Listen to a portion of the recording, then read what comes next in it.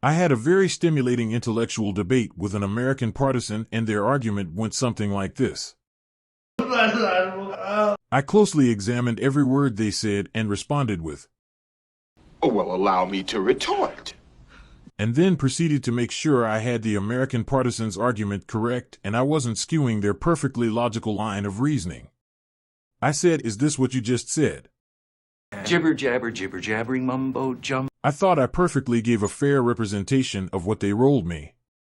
But they became agitated at hearing their own words and said, My ears began to ring from the animalistic scream. In one instance, I saw there was steam rising from under the bill of a Kool-Aid red mega hat. In another instance, a Clorox blue-colored wig being worn by a transgender female erupted in fire.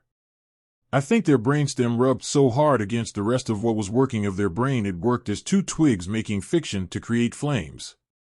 The brain belonging to the red mega hat person and the brain belonging to the wig person both caught on fire. It was like having two bonfires at once. Burn, baby, burn! Because of all the cobwebs in their heads, it easily fed the fire inside of their skulls, which were now just vessels for toxic rhetoric. The cobwebs in their heads were eaten up by the flames like newspapers, liberal arts dissertations, or pages of the Bible. I offered to calm them down with some tea and a back rub, but one of them said they poisoned tea with fluoride now, and Santos was like having jugs and jugs of fluoride poured into the soil of farms that harvest tea leaves, and chamomile was nothing but sleepy time. Poison.